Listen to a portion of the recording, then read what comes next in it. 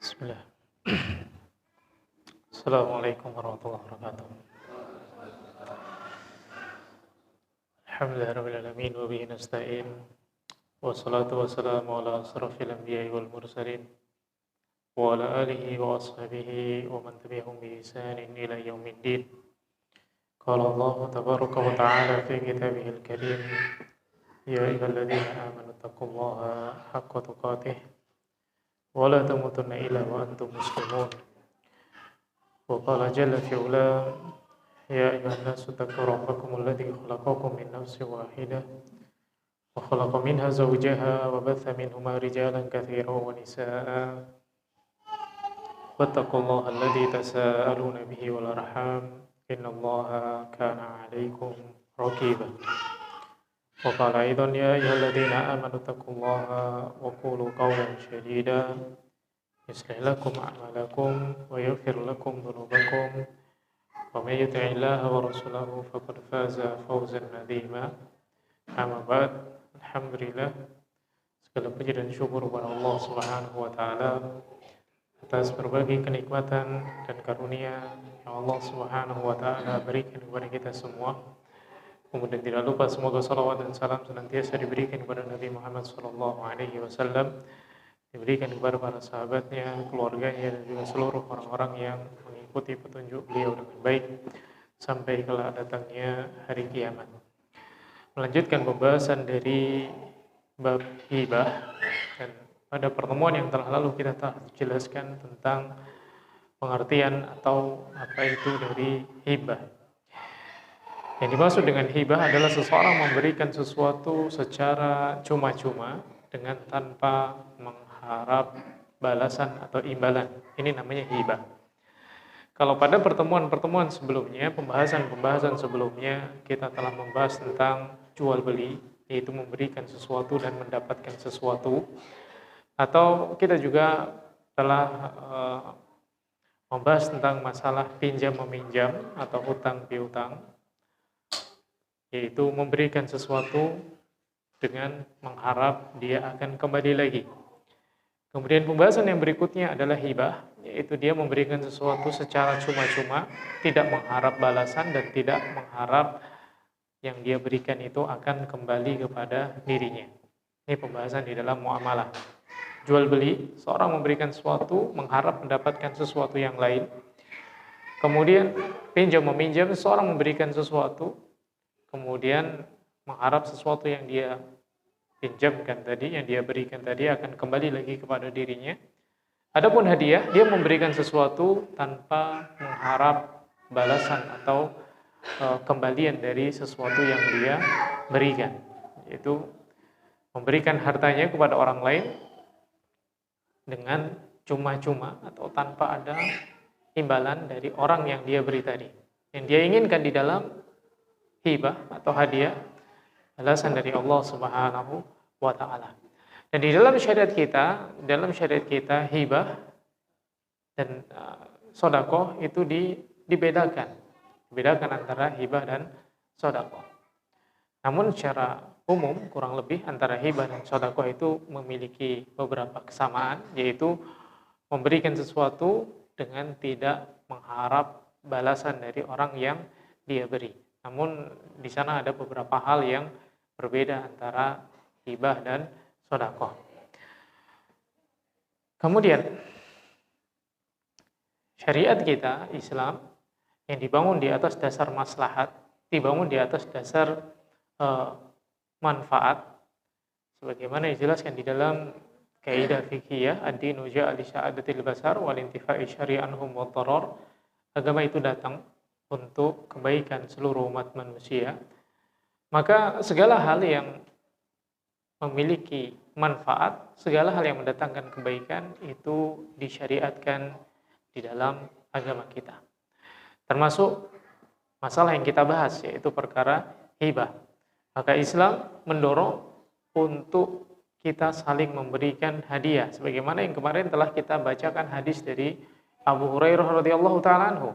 Dorongan dari Nabi SAW untuk saling memberikan hadiah, meskipun hanya kuah dari sayur yang kita masak, hadis yang dibawakan oleh Imam Bukhari dan Muslim bahwasanya Nabi SAW berkata, ya nisa'il muslimat, wahai wanita-wanita muslimah, la tahkiranna jaratun li jaratiha. Jangan sedikit pun seseorang itu meremehkan tetangganya atau berbuat baik kepada tetangganya.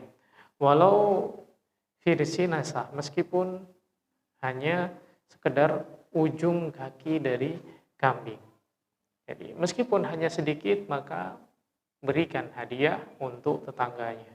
Dan Nabi SAW juga menyebutkan tahabu, saling memberi hadiahlah kalian, maka kalian akan saling mencintai satu sama lain. Kalau kita lihat di dalam syariat kita, banyak sekali manfaat atau faedah di dalam saling memberi hadiah. Dan segala sesuatu yang memiliki manfaat disyariatkan di dalam agama kita. Maka di dalam kitab Manzumah Qawaid wa Ushul Fiqh yang ditulis oleh Syekh Muhammad bin Shalih Al-Utsaimin, beliau menyebutkan bahwasanya fakullu amrin nafi'in qad syara'ah wa kullu ma yadurna qad mana'ah. Setiap perkara-perkara yang bermanfaat, fakullu amrin nafi'in, semua perkara yang bermanfaat, qad syara'ah, telah disyariatkan, diperintahkan di dalam agama kita. Wa kullu ma yadurna qad mana'ah, dan segala hal yang memudaratkan telah dilarang. Maka kalau kita mau melihat atau kita ingin mengeluarkan faidah-faidah dari hadiah atau dari memberikan hadiah atau saling memberikan hadiah, banyak sekali. Di antaranya adalah tumbuh rasa saling mencintai satu sama lain, sebagaimana disebutkan oleh Nabi SAW, tahabu. Kemudian saling memberi hadiah itu juga bisa melapangkan hati satu dengan lainnya. Maka betapa banyak kita lihat yang dulunya misalkan nggak senang, misalkan awalnya nggak suka, kemudian awalnya benci, misalkan gitu, nggak dekat. Kemudian dengan sering memberikan hadiah atau sering dengan tukar menukar hadiah, tumbuh kecintaan di antara sesama, saling menyukai awalnya, kemudian saling menolong akhirnya, hingga tumbuhlah kecintaan di antara keduanya. Cinta karena Allah Subhanahu wa taala itu merupakan salah satu dari kesempurnaan iman. Dan Nabi SAW mengatakan, la tadkhulul jannata hatta tu'minu. Kalian enggak akan saling kalian enggak akan masuk surga sampai kalian itu saling mencintai. Wala tu'minu hatta tahabu. Kalian enggak akan sempurna imannya sampai kalian saling mencintai. Dan di antara hal-hal yang menjadikan kita bisa saling mencintai satu sama lain, sebagaimana tadi disebutkan di dalam hadis bahwasanya Nabi SAW, hadis Abu Hurairah radhiyallahu taala anhu, bahwasanya Nabi SAW mengatakan tahabu, saling memberikan hadiahlah kalian, maka kalian akan saling mencintai. Dan Nabi SAW memerintahkan kita untuk memberikan hadiah. Nabi SAW memerintahkan kita untuk memberikan hadiah, dan beliau juga mencontohkan kepada kita semua bahwasanya beliau juga saling membalas hadiah. Nabi SAW menerima hadiah dan beliau juga membalasnya. Maka hendaknya siapapun orang yang memberikan hadiah kepada kita, terima. Meskipun mungkin kita kurang menyukainya, meskipun mungkin hal tersebut kita nggak cocok dengannya, misalkan dengan hadiah tersebut tidak serak, terima terlebih dahulu, nanti terserah mau diapakan. Kenapa? Karena di dalam menerima hadiah, di sana ada idkhalus surur, masukkan kebahagiaan kepada siapapun yang memberikan hadiah kepada kita. Kalau misalkan nanti kita hadiahkan kembali kepada orang lain, maka silahkan, itu tidak mengapa. Maka Nabi SAW menerima hadiah dari siapapun, dari para sahabat radhiyallahu taala menerima hadiah. Dan menerima hadiah itu tidak harus disyaratkan seorang muslim yang memberikan hadiah kepada kita. Tidak. Siapapun yang memberikan hadiah kepada kita, maka terima hadiah tersebut. Kenapa? Dengan sikap baik kita, dengan penerimaan baik kita, dengan balasan baik kita, bisa jadi orang-orang akan tergerak hatinya, terbawa dengan adab dan akhlaknya kita. Lihat Nabi SAW menerima hadiah dari raja yang memberikan hadiah kepada beliau, meskipun raja tersebut bukan seorang muslim. Sehingga bahkan orang-orang kufar pun, orang-orang kafir pun, ketika melihat sikap Nabi SAW, maka mereka pun menghormati, mereka pun juga melihat bahwa Nabi SAW itu memiliki adab dan akhlak yang mulia, menghargainya. Dan di dalam hadis yang diriwayatkan oleh Imam Bukhari, karena Rasulullah SAW, bahwasanya Rasulullah SAW yaqbalu hadiah, beliau menerima hadiah. Wa yusibu 'alaiha, dan beliau pun membalas hadiah tersebut. Ketika beliau menerima hadiah, beliau juga memberikan hadiah kepada orang lain. Dan pada pertemuan yang telah lalu kita telah menjelaskan di antara hadiah-hadiah yang tidak boleh ditolak. Hadiah yang tidak ditolak. Apa itu? Bisa ada bantal dengan apa? Tip. Apa itu tip? Minyak wangi. Sebagaimana yang kemarin kita sebutkan di dalam hadis yang dibawakan oleh Imam Tirmidzi.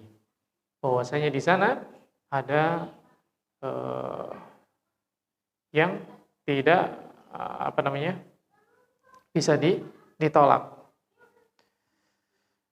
Sebagaimana yang dikatakan oleh Ibnu Umar, beliau berkata Rasulullah SAW, salasun la turad. 3 hal yang tidak ditolak ketika diberikan, yaitu apa? Wasaid, waduhn, wal laban.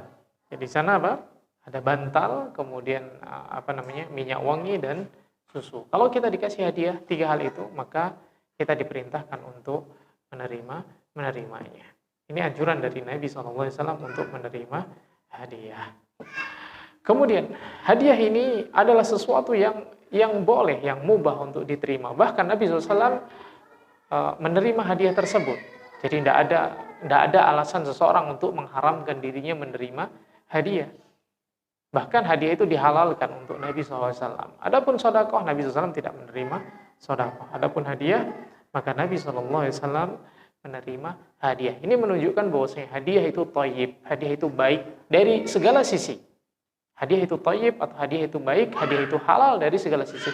Meskipun seseorang mendapatkan atau seseorang yang memberikan hadiah kepada kita, seorang memberikan hadiah kepada kita dengan cara yang tidak baik misalkan. Namun ketika dihadiahkan kepada kita, maka kita mendapatkannya dengan cara yang baik. Kita ambil contoh sederhana. Ada seorang pencuri misalkan. Ada seorang pencuri dan kita tidak tahu kalau dia itu pencuri.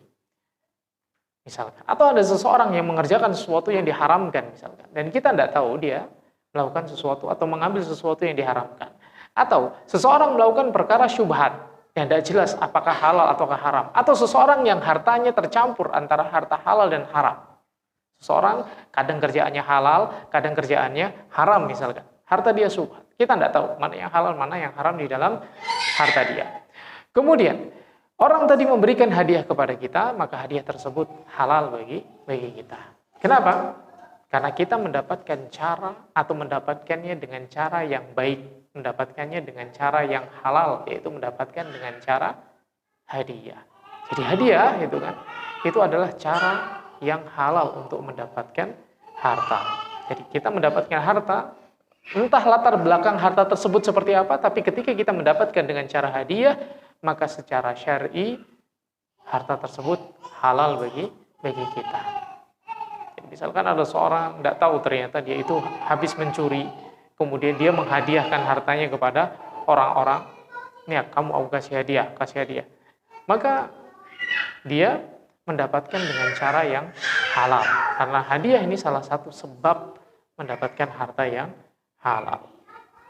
Dan Nabi SAW dihalalkan bagi beliau hadiah. Dan beliau menerimanya. Maka tidak disyaratkan, sebagaimana yang tadi kita sebutkan. Tidak disyaratkan untuk menerima hadiah itu dari seorang muslim. Non-muslim sekalipun ketika memberikan hadiah, maka hadiah tersebut halal bagi kita. Kemudian ketika seseorang ingin memberi hadiah, maka tidak disyaratkan menunggu memiliki sesuatu yang istimewa atau menunggu memiliki sesuatu yang banyak baru dia memberikan hadiah. Sebagaimana yang kemarin telah kita jelaskan juga, meskipun sedikit berikan hadiah. Ini dorongan dari syariat kita untuk memberikan hadiah meskipun sesuatu yang sedikit atau sesuatu yang remeh menurut sebagian orang. Namun ketika kita memiliki kesempatan untuk memberikan hadiah tersebut, berikan hadiah. Meskipun apa? Hanya sekedar kuah dari sayuran sebagaimana yang kemarin telah kita jelaskan. Perbanyak kuahnya sebagaimana diperintahkan oleh Nabi Shallallahu alaihi wasallam.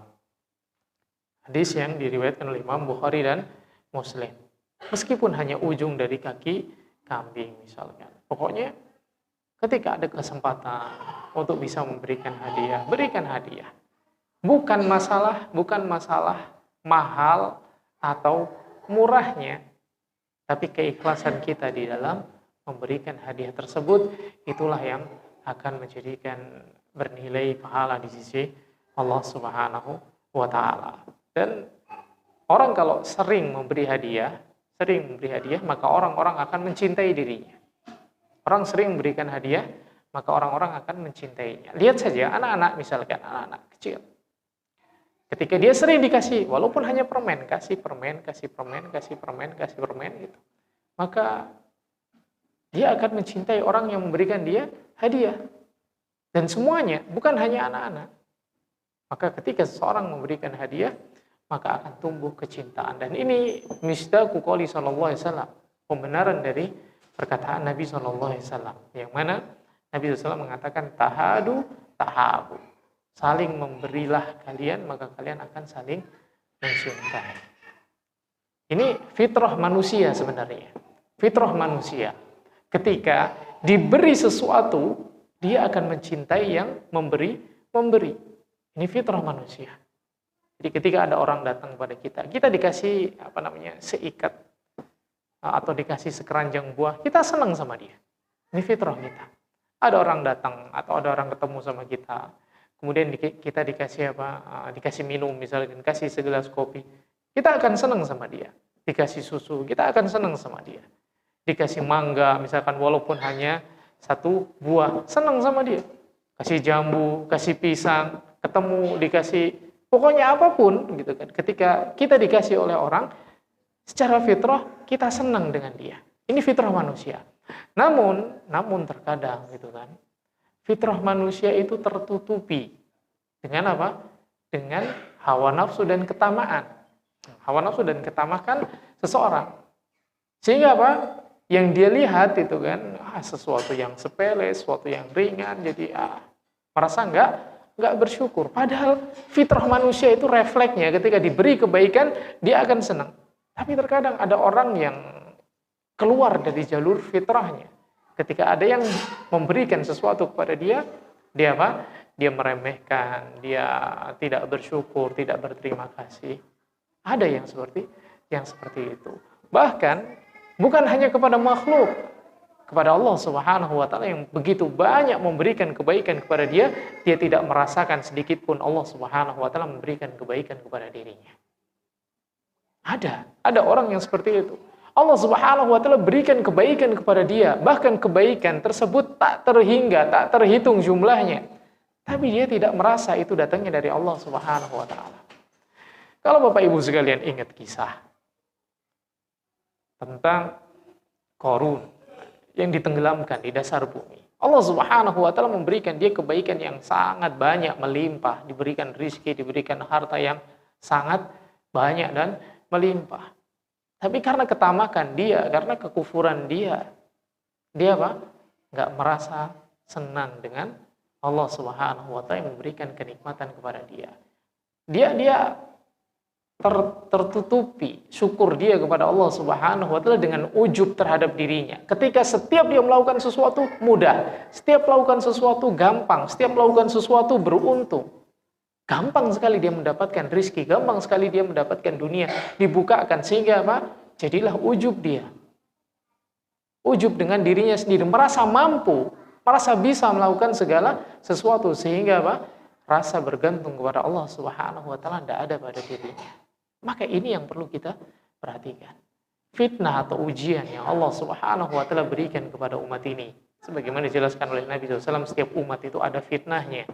Dan fitnah umat ini itu adalah harta. Fitnah dari umat ini adalah harta. Maka hendaknya kita berhati-hati. Hati-hati terhadap harta. Karena banyak sekali orang yang terjatuh, tergelincir, jauh dari Allah Subhanahu wa Ta'ala dikarenakan fitnah ini. ketika dia nggak punya apa-apa, ketika dia hidupnya pas-pasan, masih sering dia datang ke masjid, rajin dia ke masjid.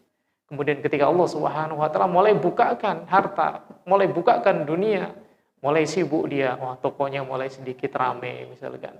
Mulai dia agak terlambat datang ke masjid, banyak yang beli misalkan gitu. Terus kemudian ketika tokonya buka lagi cabang 1, cabang 2, dah mulai pusing, mulai sibuk dia, nggak sampai ke masjid. Mau berangkat ke masjid, laporan, wah yang ini masih rame, yang itu masih rame. Apalagi toko yang satunya bangkrut, yang satunya lagi ini, udah dia jauh dari masjid. Jadi dunia itu semakin terbuka di hadapan manusia, terkadang membuat dirinya semakin berat dan terbebani. Ketika seorang berat dan terbebani dunia, kalau dia nggak kembali kepada Allah Subhanahu wa taala, lost dia, tenggelam dia. Tenggelam kemana? Tenggelam ke dasar bumi. Apa yang maksud tenggelam ke dasar bumi? Dia larut dengan dunia serta segala ujian-ujiannya. Nggak bangkit dia. Maka kita lihat banyak orang yang mengejar dunia, kemudian terpuruk, akhirnya apa? Sudah dia mentok, nggak bisa apa-apa. Padahal sebelumnya dia tahu tempat bergantung itu adalah kepada Allah Subhanahu wa taala. Tapi ketika dia sudah mengejar dunia, ketika dunia yang jadi tujuan hidup dia, maka jadilah dia lupa segalanya. Fitrah manusia, Bapak Ibu sekalian yang dimuliakan oleh Allah Subhanahu wa taala, adalah merasa senang ketika apa? Ketika ada yang memberikan kepada dirinya kebaikan. Ini fitrahnya kita. Maka jaga fitrah tersebut. Fitrah ini adalah modal utama untuk menjadi hamba-hamba Allah Subhanahu wa taala yang bertakwa. Fitrah ini adalah modal utama untuk menjadikan kita hamba-hamba Allah Subhanahu wa taala yang beriman, yang bertakwa, yang tunduk kepada Allah Subhanahu wa taala. Bukankah Nabi SAW mengatakan kullu mauludin yuladu 'alal fitrah? Setiap yang dilahirkan itu dilahirkan di atas fitrah, dan Islam ini adalah agama yang mengembalikan seseorang kepada fitrahnya. Maka ikuti fitrah kita. Fitrah seorang hamba, fitrah seorang manusia, fitrah makhluk yang Allah Subhanahu wa taala ciptakan. Itu menjadi hambanya Allah Subhanahu wa taala. Fitrah kita hidup di dunia adalah agar kita beribadah kepada Allah Subhanahu wa taala.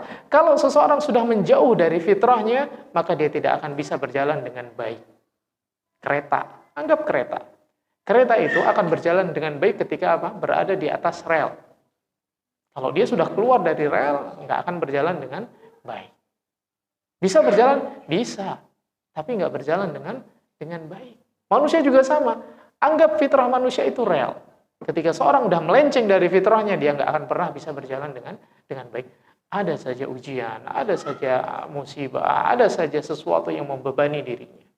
Tapi ketika seorang kembali kepada fitrahnya, kita diciptakan untuk ibadah, udah fokus sama ibadah.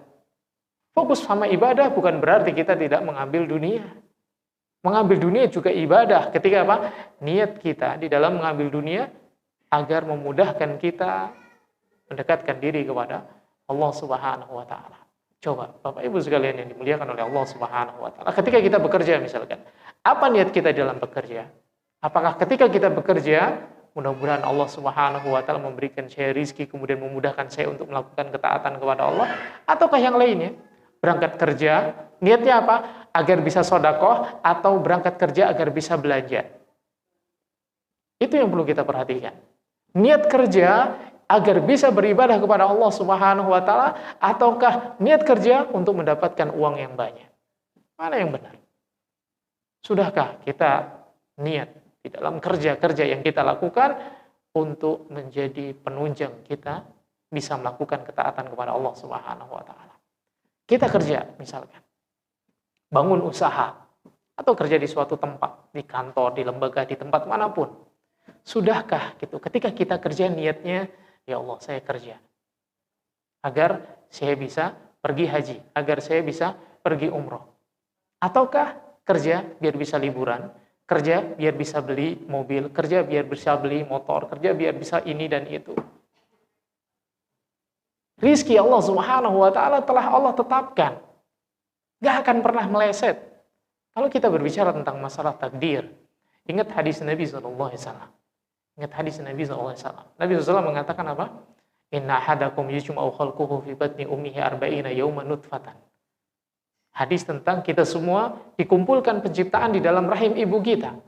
Kemudian Allah Subhanahu wa taala meniupkan ruh. Kemudian Allah Subhanahu wa taala memerintahkan malaikat untuk mencatat 4 hal. Apa yang Allah Subhanahu wa taala perintahkan kepada malaikat untuk dicatat? Ikat birizkihi wa ajalihi wa amalihi wa sakiyun aw sa'idun. Rizki kita semuanya telah ditata, telah dicatat oleh Allah Subhanahu wa taala. Gak akan meleset. Rizki kita udah dicatat, kemudian ajal kita sampai kapan juga udah dicatat. Kemudian amalan-amalan yang kita lakukan semuanya telah ditetapkan oleh Allah Subhanahu wa taala. Kita bahagia atau enggak bahagia juga Allah Subhanahu wa taala telah tetapkan. Maka terima semua takdir dan ketetapan dari Allah Subhanahu wa taala. Jadikan takdir-takdir yang Allah Subhanahu wa taala berikan kepada kita sebagai wasilah kita mencari ridhonya Allah Subhanahu wa taala.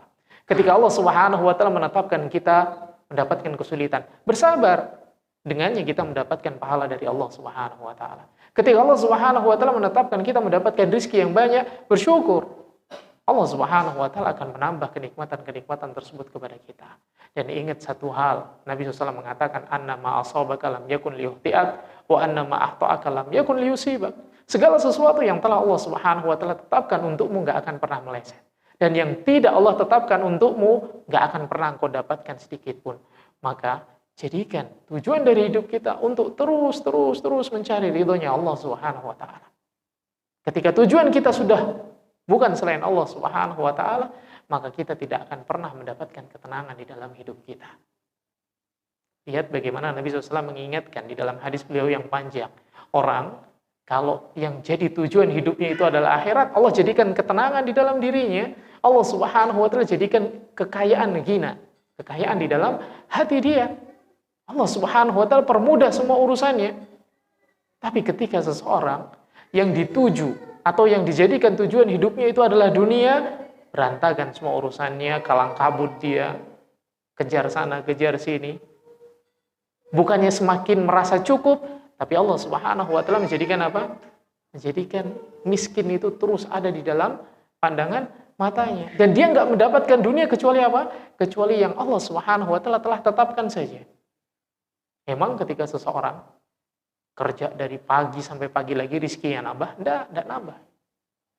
Dia akan mendapatkan sesuai dengan apa yang telah Allah Subhanahu wa taala tetapkan. Kalau misalkan seseorang sibuk dengan ibadah, misalkan fokus dengan ibadah, apakah dia enggak mendapatkan rizki? Enggak. Allah Subhanahu wa taala tetap memberikan rizki kepada dia. Orang bekerja cari ridha Allah Subhanahu wa taala di dalam kerjaan dia. Orang bekerja, cari kerjaan yang bisa mendekatkan dia kepada Allah Subhanahu wa taala. Bukan mencari kerjaan yang malah menjauhkan dia dari Allah Subhanahu wa taala. Itu akan menjauhkan dirinya dari fitrah. Fitrah manusia itu adalah menjadi hamba.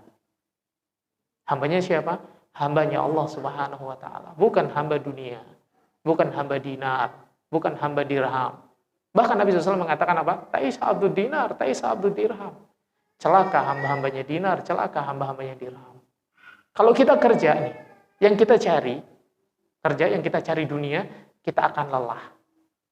Tapi ketika kita kerja yang kita cari adalah ridhonya Allah Subhanahu wa taala, maka mencari pahala, mencari ridho Allah Subhanahu wa taala itu akan membuahkan ketenangan. Akan membuahkan kebahagiaan. Karena orang-orang yang beriman kepada Allah Subhanahu wa taala, orang-orang yang beramal saleh, la khaufun alaihim wa lahum yahzanun. Enggak ada rasa takut bagi mereka, enggak ada kesedihan bagi mereka. Inti dari segalanya, inti dari segala hal kalau seorang ingin mendapatkan kebahagiaan di dunia dan di akhirat, kembali kepada fitrahnya. Fitrah manusia Allah ciptakan adalah untuk beribadah kepada Allah Subhanahu wa taala. Sudahkah kita niatkan semuanya untuk mendapatkan pahala dari Allah Subhanahu wa taala? Allah Subhanahu wa taala dengan jelas telah menyebutkan di dalam surat Adz-Dzariyat ayat yang ke-56. Wa ma khalaqtul jinna wal insa illa liya'budun. Tidaklah aku menciptakan jin dan manusia kecuali agar beribadah kepadaku. Allah tidak menciptakan manusia untuk mengejar-ngejar dunia. Dah. Dunia ini telah Allah Subhanahu wa taala berikan kepada kita. Di dalam surat Al-Baqarah jelas, huwallazi khalaqalakum ma fil ardi jami'a. Allah menciptakan dunia dengan semua yang ada di dalamnya untuk kita semua, untuk kita. Ketika Allah menciptakan untuk kita, Allah akan memberikan manfaatnya kepada kita. Carilah ridha Allah Subhanahu wa taala di dalamnya. Ini yang diajarkan oleh Nabi SAW kepada kita semua. Dan kehidupan kita penuh dengan kenikmatan. Bahkan kita ini berada pada masa yang bahkan dulu para raja aja nggak pernah membayangkannya. Nggak pernah membayangkannya. Mereka nggak pernah merasakan lembutnya karpet-karpet yang kita rasakan. Mereka nggak pernah merasakan dinginnya AC yang kita rasakan. Mereka nggak merasakan apa yang kita rasakan. Mereka nggak merasakan terbang seperti yang kita rasakan. Mereka nggak merasakan empuknya mobil-mobil. Mereka naik kuda, naik keledai, naik onta. Paling banter naik kereta yang ditarik kuda. Naik kereta tercepat, ber-AC, nggak terasa sama sekali. Berpindah dari satu tempat ke tempat lain dalam waktu yang singkat. Kita ini berada pada masa yang bahkan para raja dulu gitu kan, mereka nggak membayangkan kenikmatan tersebut. Kalau misalkan kenikmatan yang kita punya pada zaman sekarang ini, kita bawa pada zaman dahulu, zaman mereka, maka kita berada pada keadaan yang paling nikmat. Bahkan para raja itu akan merasa iri dengan kenikmatan-kenikmatan kita. Bayangkan saja. Ini kenikmatan yang Allah Subhanahu wa taala buka kepada kita semua. Lantas, apakah kita tidak bersyukur kepada Allah Subhanahu wa taala atas kenikmatan-kenikmatan tersebut? Ini fitrah manusia. Saudara sekalian yang dimuliakan oleh Allah Subhanahu wa taala. Fitrah manusia itu akan merasa senang ketika ada yang berbuat baik kepada dia. Ini bisa kita rasakan. Kemudian ketika seseorang tidak merasakan senang, tidak merasakan bahagia, tidak merasakan cinta kepada orang atau kepada zat yang memberikan kebaikan kepada dia, berarti dia telah menyimpang dari fitrahnya. Apalagi seorang manusia yang senantiasa diberikan kebaikan oleh Allah Subhanahu wa taala, kemudian dia tidak cinta kepada Allah Subhanahu wa taala, tidak senang dengan Allah Subhanahu wa taala, berarti apa? Dia telah keluar dari fitrahnya. Kembalilah kepada fitrah kita.